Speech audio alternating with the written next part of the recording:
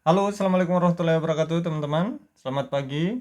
Ini ada berita gembira dari Kemenpan RB bagi tenaga honorer yang mendaftar P3K di tahun 2022 kemarin, tetapi dinyatakan tidak lulus kompetensi teknis. Ada peluang yang sangat besar bagi teman-teman untuk bisa dinyatakan lulus dari keputusan menteri ini, ya, teman-teman.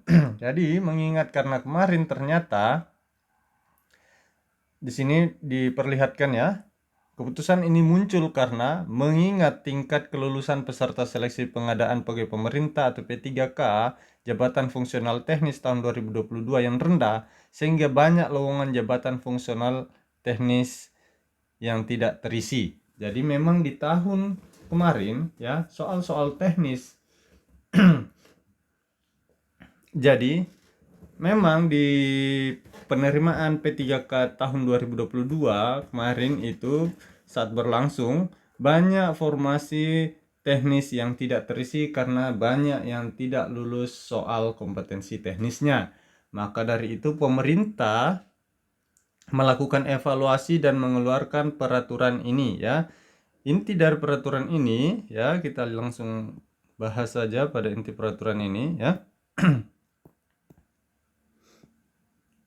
Ini ya. Menetapkan keputusan Menteri Pendayagunaan Aparatur Negara dan Reformasi Birokrasi tentang optimalisasi tentang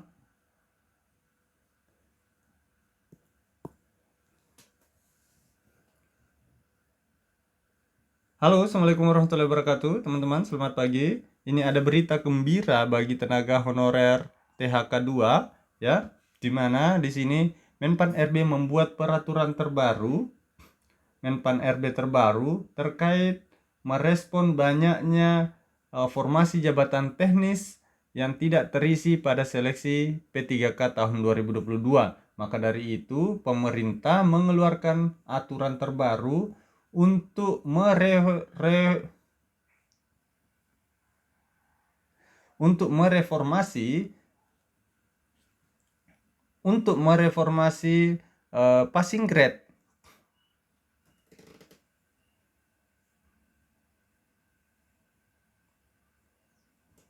untuk mengoptimalisasi pengisian kebutuhan jabatan fungsional teknis. Karena seperti teman-teman ketahui bahwa di tahun 2022 kemarin tes P3K sangat banyak kompetensi teknis yang tidak lulus ya.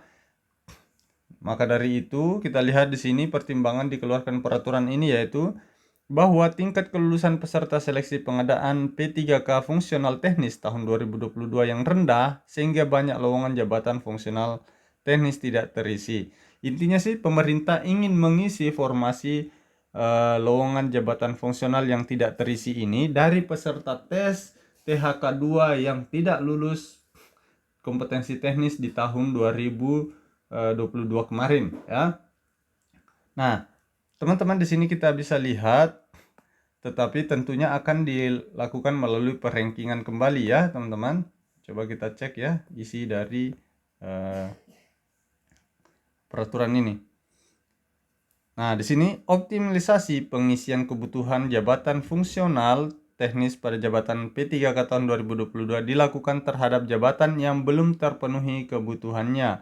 Artinya, jika suatu formasi dibuka tetapi ada pendaftarnya dan ternyata pendaftarnya tersebut tidak lulus, maka akan dilakukan reformulasi, dilakukan formulasi ulang terkait dengan passing grade ya. Di situ nanti akan di ranking jika ternyata kebutuhannya ada 2 dan pendaftarnya ada 5 dan kelima-limanya tidak lulus, maka dua nilai tertinggi akan diambil untuk mengisi formasi kosong tersebut. Wah, ini sebenarnya peluang yang sangat besar untuk teman-teman ya. Nah, kita lihat di sini. Yang kedua, optimalisasi pengisian kebutuhan jabatan sebagaimana dimaksud pada diktum ke-1 dilakukan berdasarkan reformulasi nilai ambang batas seleksi kompetensi teknis dari hasil seleksi P3K tahun 2022. Jadi kalau misalnya teman-teman mendaftar pada formasi teknis dan pendaftarnya cuma 1, itu sudah dipastikan teman-teman akan lulus meskipun tidak lulus kompetensi teknisnya. Ya, ini berita gembira ya untuk teman-teman yang mendaftar di tahun kemarin. Ketiga, reformulasi nilai ambang batas seleksi kompetensi teknis sebagaimana dimaksud pada diktum kedua ditetapkan berdasarkan nilai terendah pada jabatan yang sama yang formasinya belum terpenuhi. Ya, seperti itu. Optimalisasi pengisian kebutuhan jabatan sebagaimana dimaksud pada diktum ke-1 dilakukan bagi peserta XTHK2 atau peserta non-ASN. Ya, seperti itu. Ini berlaku untuk XTHK2 atau non-ASN. Peserta XTHK2 sebagaimana dimaksud pada diktum keempat di atas adalah XTHK2 yang terdaftar dalam pangkalan data database THK2 pada Badan Kepegawaian Negara. Ya. Selanjutnya kita cek peserta non-ASN sebagaimana dimaksud pada diktum keempat adalah peserta di luar XTHK2 yang memiliki riwayat kerja terakhir di instansi pemerintah yang dilamarnya pada seleksi P3K Teknis 2022. Jadi ini dikhususkan untuk THK2 ya teman-teman. Jadi teman-teman silakan baca sendiri saja ya. Ini teman-teman tinggal download saja Kemenpan RB 571 tentang optimalisasi pengisian kebutuhan jabatan fungsional teknis. Ini sebenarnya sangat-sangat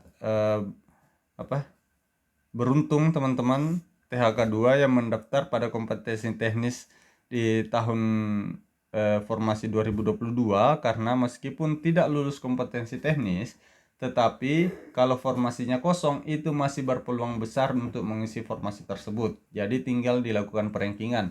Seperti yang saya katakan tadi, kalau yang dibutuhkan adalah 2 formasi dan pendaftarnya cuma 2 dan dua-duanya tidak lulus, maka dengan adanya aturan terbaru ini maka keduanya dinyatakan lulus. Beda cerita kalau seumpamanya formasi yang dibutuhkan misalnya adalah 2 tetapi pendaftarnya ada 4 dan keempat-empatnya ini tidak lulus ya, maka yang akan diambil adalah 2 terbesar dari 4 pendaftar ini. Intinya sih seperti itu aturan ini ya. Mohon dikoreksi di kolom komentar kalau saya salah interpretasi terhadap aturan ini.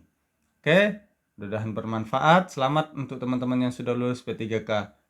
Semoga yang lain bisa nyusul menjadi ASN di tahun 2023 ini. Sekian, terima kasih. Assalamualaikum warahmatullahi wabarakatuh.